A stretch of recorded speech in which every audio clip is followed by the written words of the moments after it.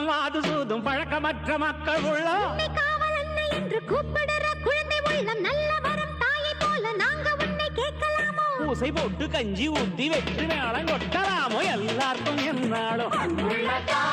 திரிசூலம் கையெந்தும்